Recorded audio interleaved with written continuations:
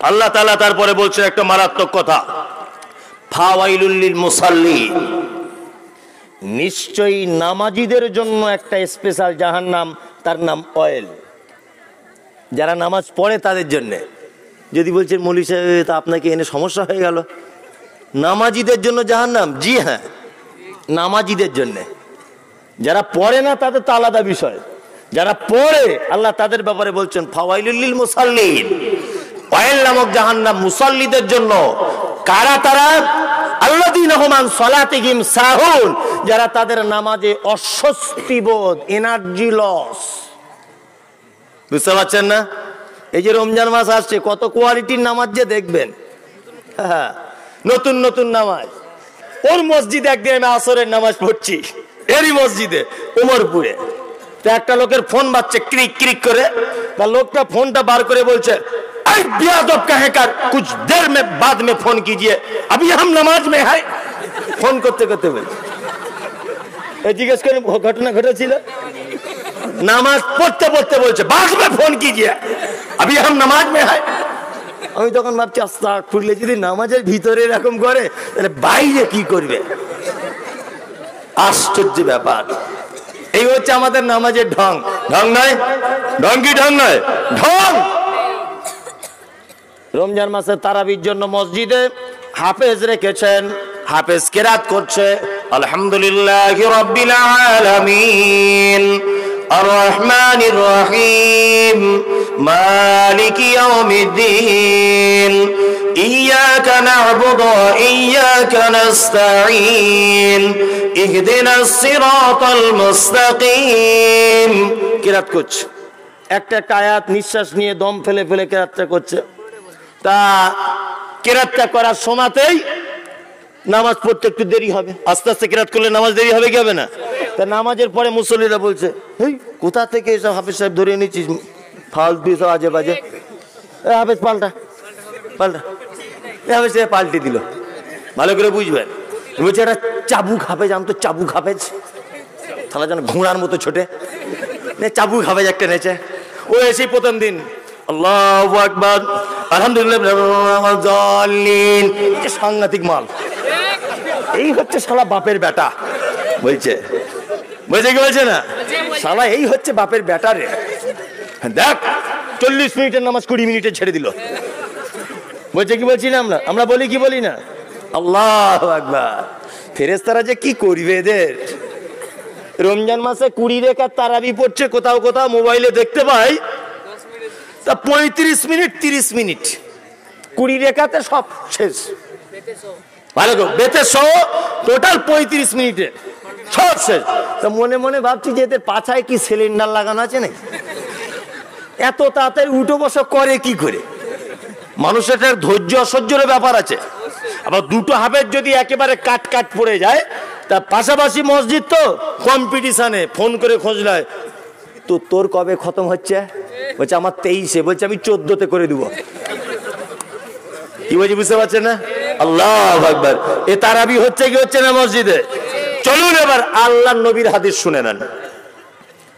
আম্মা জান আয়েশা বলছেন, আল্লাহর নবীকে দেখেছি রাতের বেলাতে যখন তিনি নফল সালাতে যখন দাঁড়াতেন, যখন তিনি সেজদাতে যেতেন, তখন আমার মনে মনে হতো যে আল্লাহর নবী সেজদা থেকে উঠতে মনে হয় ভুলে গেছেন। আবার আল্লাহর নবী যখন রুকুতে যেতেন, আমি আশঙ্কা করতাম এটা যে আল্লাহর নবী রুকু থেকে উঠতে মনে হয় ভুলে গেছেন। আল্লাহর নবী যখন কেরাত করতেন, আমার মনে হতো যে আমার আল্লাহর নবী মনে হয় আরো কেরাত বাড়িয়ে দিবেন। শুধু এই নয়, আম্মা জান আয়েশা বলেন, সকালবেলাতে আল্লাহর নবীর পায়ের দিকে তাকিয়ে দেখতাম পা গুলো এইরকম ভাবে ফুলে যেত। আল্লাহর নবীকে জিজ্ঞাসা করে বলতাম, ও দয়ার নবী গো, আপনার পা গুলো কেন ফুলে গেছে? বিশ্ব নবী বলতেন, আয়েশা রে, তুমি তো জানো যে পৃথিবীতে একটা লোকের জান্নাতের সার্টিফিকেট দিয়ে দেওয়া হয়েছে, তার মধ্যে আমি হলাম সেই লোক, আমাকে দিয়ে নবুয়তের সমাপ্তি ঘোষণা করা হয়েছে। আমি হলাম পৃথিবী পৃথিবীর সেই লোক যাকে দিয়ে কোরআনের পূর্ণতা দান করা হয়েছে, আমি হলাম সেই লোক যে লোককে দিয়ে ইসলামের পূর্ণতা দেওয়া হয়েছে। আয়েশা শুনে রেখে দাও, জেনে রেখে দাও, ও আয়েশা, আমি আল্লাহর কাছে আমি কি একটু বেশি প্রিয় হতে পারি না? ওই জন্য রাতের বেলাতে এত নামাজ পড়ি, এত সেজদা দিই, এত রুকু করি, এত কিয়াম করি, আমার পা গুলো যেন সব ফুলে যায়। আল্লাহু আকবার। নবীজির কিয়াম করে রাতে পা ফুলে যায়, আর এ সেজদা রুকুর কম্পিটিশন চালায়। আল্লাহু আকবার। আবার কিছু লোক দেখছি মসজিদে গেছে নামাজ পড়তে পড়তে টুপি দিতে ভুলে নাই, ভুলে গেছে টুপিটা দেওয়া হয়নি। টুপি নাই বা দেওয়া হলো, নামাজ হবে, কোনো অসুবিধা নাই। একটা কথা মাথায় রাখবেন, নামাজের ভিতরে কোনো কাজ নিষিদ্ধ, কোনো কাজ করা যাবে না নামাজে। কি বললাম বুঝলেন? কোনো কাজ করা যাবে না। যদি দেখেন যে সামনে পাথর আছে বা কাঁকড় কিছু আছে, একবার আপনি সরিয়ে দিতে পারবেন, অসুবিধা নাই। কি বললাম বুঝলেন? বাকি কোনো কাজ আপনি করতে পারবেন না নামাজের ভিতরে। টুপিটা দিতে ভুলে গেছে, তা 2 রাকাতের পরে টুপি মনে পড়েছে, জি সালা টুপি নাই, মনে মনে ভাবছে। টুপিটা যদি টুপ করে বার করে পকেটে দিলি, এটা একরকম হলো, ওই দিলাম যে ঠিকই আছে, টুপিটা দিয়েছে, মনে পড়েছে। ও দেখছি টুপি বার করে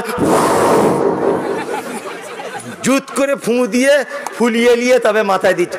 ফেরেশতারা এত বড় বাঁশ নিয়ে বসে আছে। আল্লাহু আকবার, কি অবস্থা! এগুলো বাস্তব কথা বলছি কি বলছি না? টুপি নাই তো তুই এমনিতেই চালা, কেন বাবা ফুঁ দেওয়ার তো ঢং এলো কেন? টুপিটা মনে করেছে ফরজ, এটা দিতেই হবে। আল্লাহু আকবার। আল্লাহ তাআলা বলছেন, ফাওয়াইলুল লিল মুসাল্লিন আল্লাযীনা হুম আন সালাতিহিম সাহুন আল্লাযীনা হুম ইউরাউন। যারা লোক দেখানো নামাজ পড়ে। লোক দেখানো কাকে? ওই যে জুম্মার দিনে মনে হচ্ছে আব্দুল কাদের জিলানী যাচ্ছে, আর ঈদের দিনে সবার আগে বসে আছে, সবার আগে। নামাজ পড়ার পরেই দেখবেন ঝামেলা লাগাবে, 5 মিনিট কেন দেরি হলো? হ্যাঁ, অত জীবনে আসে নাই মসজিদে।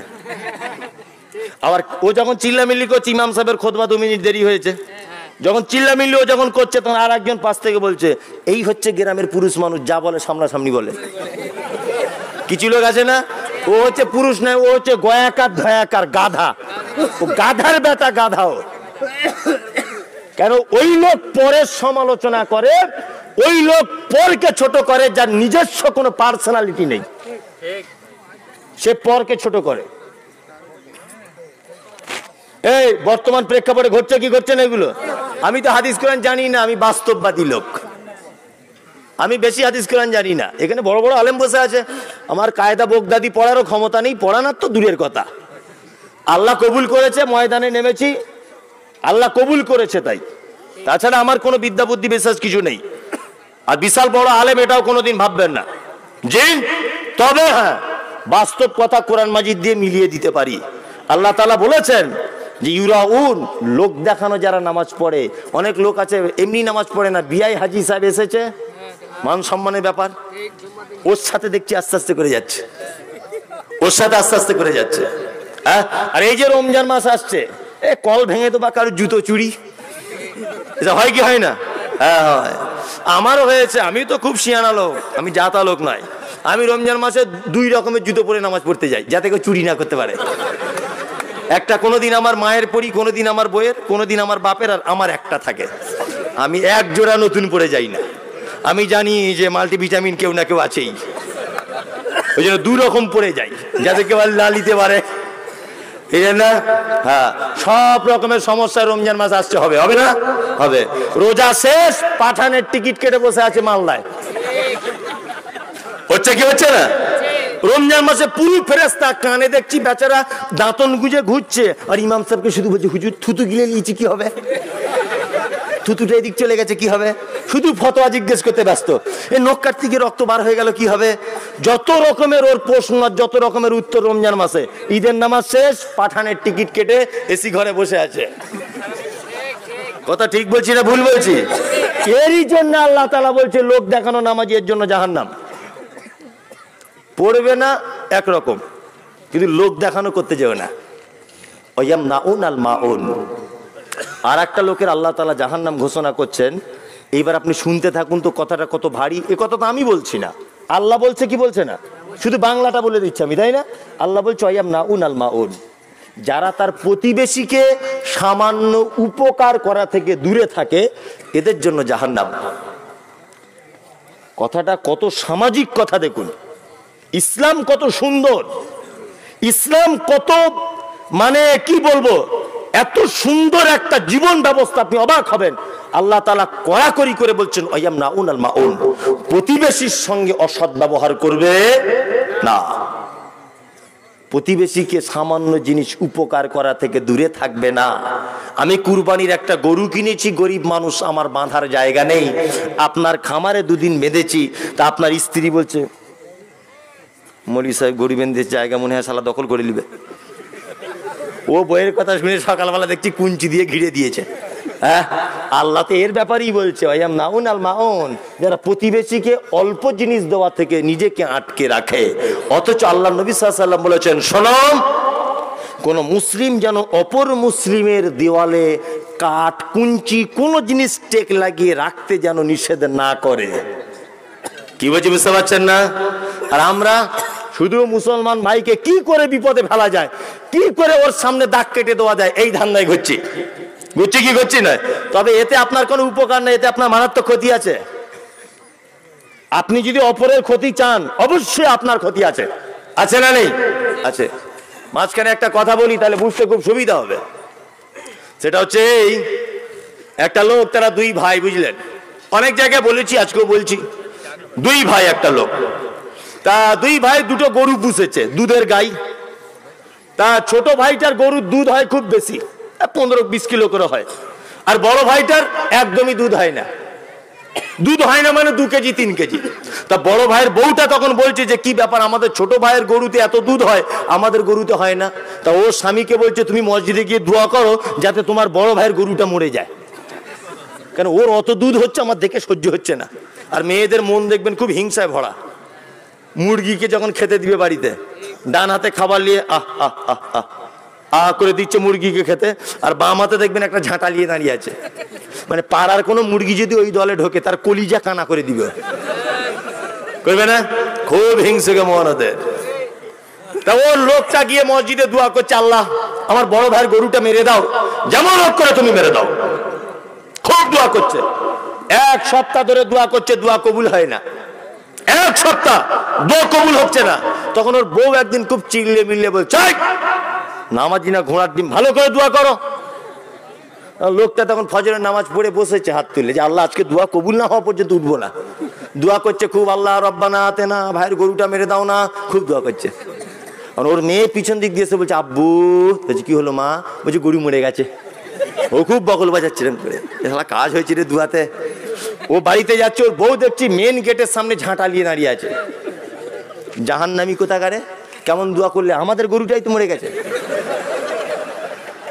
তখন বলছে, লোকটা বুদ্ধি কম নয়, বলছে না সবকিছুই ঠিক আছে, আসলে ফেরেশতা এসেছে তো পাশে গোয়াল ঘর, জান কবজ করতে যে ফেরেশতা এসেছিল গোয়াল ঘরটা চিনতে ভুল করেছে, ওদের গোয়াল ঘরে না ঢুকে আমাদের গোয়াল ঘরে ঢুকে গেছে।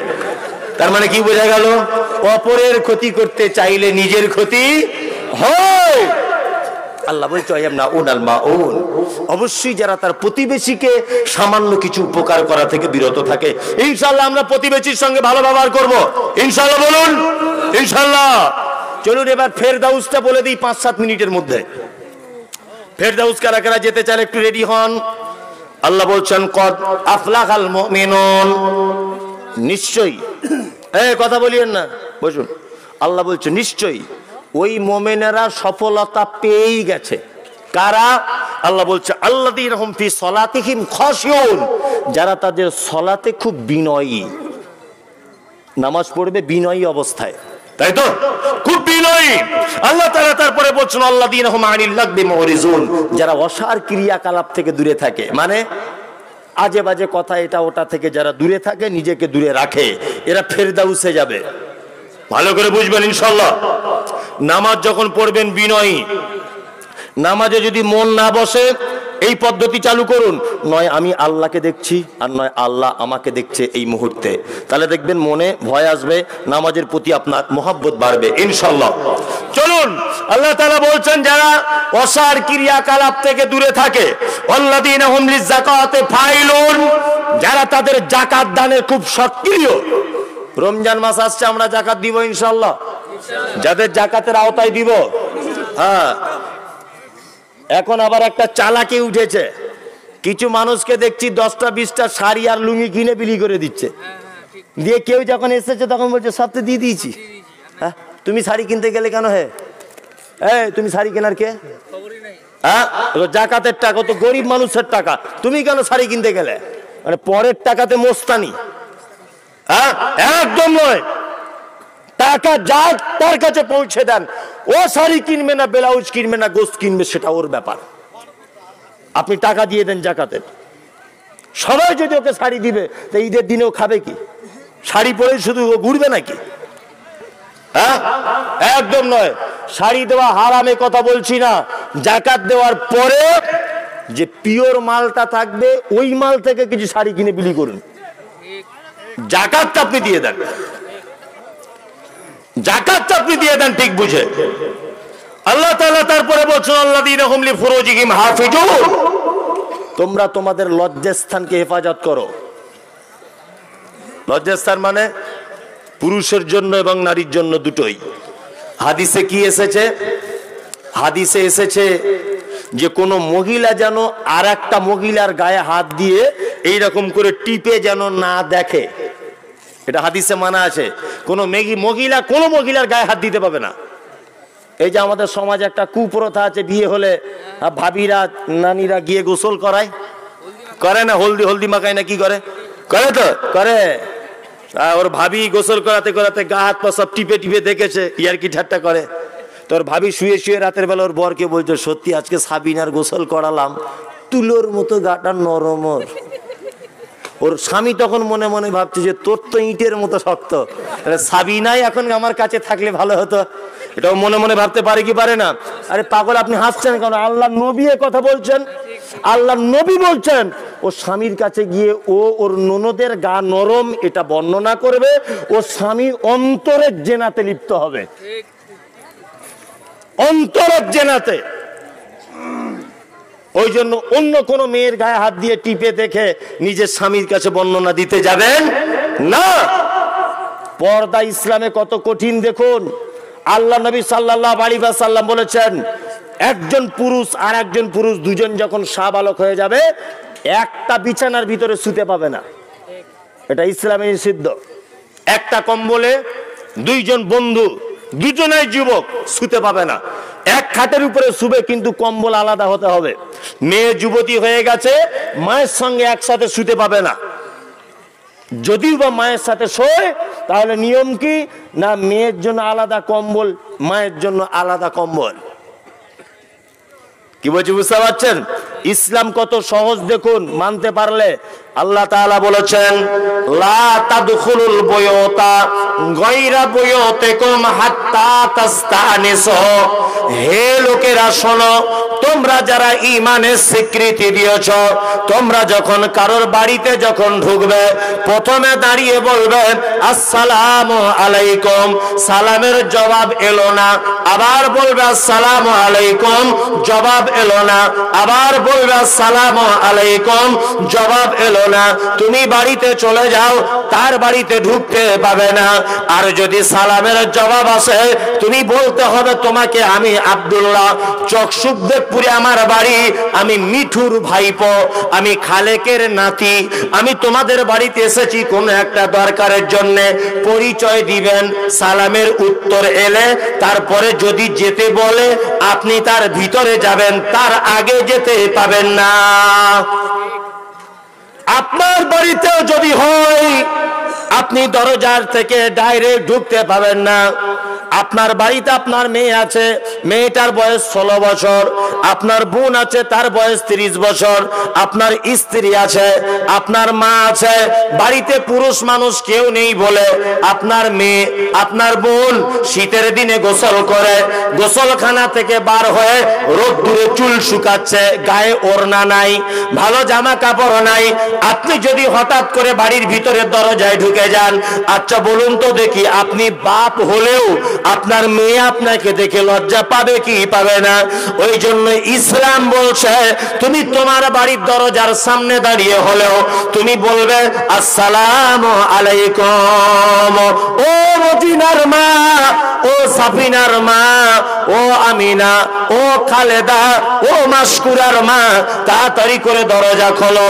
মাসকুরার মা বুঝতে পেরে যাবে যে আমাদের মাসকুরার আব্বা বাড়িতে এসেছে, মেয়েকে বলে দিবে মা তুমি চলে যাও ঘরের ভিতরে, বা তুমি তোমার ওড়নাটা গায়ে নিয়ে নাও, তাহলে তোমার মেয়েও লজ্জা পাবে না, তুমিও লজ্জা পড়বে না, তোমার স্ত্রীও লজ্জা পাবে না, সব পরিবারটাই ভালোভাবে থাকবে। থাকবে কি থাকবে না? ওই জন্য রাসূলুল্লাহ বলেছেন দুটো টাইমে বিনা পারমিশনে আপনি আপনার ঘরে ঢুকতে পাবেন না। এগুলো জেনে রাখুন, কাজ হবে। এক, আপনার বেটা আর বেটি, বেটা আর বৌমা যে ঘরে থাকে, জোহরের নামাজ পড়ে সে ঘরে ঢুকবেন না। এটা হাদিসে মানা করা আছে। ঢোকার আগে বৌমা, বৌমা আমার চার্জারটা ফেলে এসছি মা, জানলা দিয়ে একটু বার করে দাও তো, ঘরে ঢুকে যাবেন না। দুই, আপনার আব্বা মা যে ঘরে থাকে, জোহরের নামাজ পড়ে খাওয়া দাওয়া করে ওই ঘরে ঢুকবেন না। যদি বলছেন আব্বা মা, তাও ঢোকা যাবে না। জি না, আপনার সম্পর্কে আব্বা মা, কিন্তু ওরা তো দুজন স্বামী স্ত্রী, কি অবস্থা আছে না আছে তাদের ব্যাপার, তাই না? ঢুকতে পাবেন না। আপনার মেয়ে যে ঘরে থাকে হঠাৎ করে ঢুকবেন না, আওয়াজ করবেন মা, মাসকুরা দেখো তো মা, আমার ঘড়িটা মনে হয় ফেলে রেখে এসেছি ঘরে, একটু দাও তো। মেয়ে যদি বলে আব্বু ভিতরে এসো, তাহলে যাবেন। আর একটা টাইম, একই নিয়ম, এশার নামাজের পর। মনে থাকবে এগুলো, ছোটখাটো জিনিস মানা যাবে ইনশাল্লাহ। ইনশাল্লাহ ছোটখাটো জিনিসগুলো মানুন, ভারী হয় এগুলো মানতে কষ্ট হবে, ছোটগুলো অন্তত পক্ষে মানুন, তাই না? এই দুটো টাইম আপনাকে বলে দিলাম, আপনি অবশ্যই আপনার নিজের বাড়ি হলেও ঢুকবেন না। আর যখনই আপনি বাড়ির মেন গেটে ঢুকবেন, অন্তত পক্ষে সালামটা দিবেন, অন্তত পক্ষে সালামটা দিবেন। তাহলে আপনার মেয়ে যদি অন্যা টন্যা গায়ে না থাকে, আপনি হঠাৎ ঢুকে সে লজ্জা পাবে, আপনার বোন লজ্জা পাবে, সালাম দিলে সে সতর্ক হয়ে যাবে। আল্লাহ তাআলা বলছেন লিফুরুজিহিম হাফিজুন, তোমরা তোমাদের লজ্জাস্থানে হেফাজত করো। আল্লাহ বলছেন ইল্লা আলা আজওয়াজিহিম আও মা মালাকাত আইমানুহুম ফাইন্নাহুম গায়রু মালুমিন, তোমরা যৌবন মেটানোর জন্য তোমার স্ত্রী এবং তোমাদের কৃতদাস তোমাদেরকে ছাড় দেওয়া হলো, এতে তোমাদের কোনো অপরাধ হবে না। ফামানিবতাগা ওয়ারা আজালিকা ফাউলাইকা হুমুল আদুন, তুমি তোমার স্ত্রীকে ছাড়া যদি যে কোনো মূল্যে তুমি তোমার যৌবনের খিদা মেটাতে চাও, আল্লাহ তাআলা বলছেন আদুন, অবশ্যই ওটা সীমা লঙ্ঘন, কোন রকমের পাপ কাজে লিপ্ত হবেন না। ওই জন্য বলেছি আমি এর আগেও, আবার আপনাকে বলছি, যারা বাইরে ঘাটে রাজমিস্ত্রি কাজ টাজ করেন, যদি মনে করেন 6 মাস 7 মাস থাকতে হবে, অবশ্যই আপনি আপনার বউকে ওখানে ভাড়া বাড়িতে নিয়ে স্বামী স্ত্রী দুজনা থাকুন, দুজনাই পাপ কাজ থেকে বাঁচবেন। কথা ঠিক বলছি না? পাপ কাজ থেকে বাঁচবেন। আর একটা কাজ করবেন, আপনার বেটার যখন দেখবেন গোঁপ উঠেছে হালকা হালকা, বুঝতে পারছেন যে এখন রেডি হয়ে আছে বিয়ের জন্য, সাথে সাথে একটা মেয়ে দেখে ওকে বিয়ে দিয়ে দেন। আর যদি মনে করেন যে না বিয়ে 2 বছর পরে দিব, বড় একটা মোবাইল দিয়ে ভুলিয়ে রাখি, তা ও মোবাইল পেলে ও প্রত্যেক মিনিটে মিনিটে ব্যভিচার করে যাবে। কোন মেয়ের সঙ্গে খারাপ ছবি দেখে পাপ কাজে যুক্ত হবে, হবে কি হবে না? ওর থেকে আপনি যদি একটা মেয়ে দেখে ওকে বিয়ে দিয়ে দেন, তাহলে পাপ কাজ থেকে বেঁচে গেল, গেল কি গেল না? গেল। আল্লাহ তাআলা তারপরে বলছেন আল্লাযীনা হুম লিআমানাতিহিম ওয়া আহাদিহিম রাউন, আমানতের খিয়ানত করবে না, প্রতিশ্রুতি দিলে ভঙ্গ করবে না। আল্লাহ তাআলা বলছেন আল্লাযীনা হুম আলা সালাওয়াতিহিম ইউহাফিজুন, তোমরা তোমাদের সালাত সমূহকে হেফাজত করো। উলাইকা হুমুল ওয়ারিসুন, আল্লাহ বলছে এরা হচ্ছে উত্তরাধিকারী। আল্লাযীনা ইয়ারিসুনাল ফিরদাউসা হুম ফিহা খালিদুন, নিশ্চয়ই এরা ফেরদাউস জান্নাতের উত্তরাধিকারী। আল্লাহ আমাদের জন্য ফেরদাউস কবুল করে নিক, আমিন।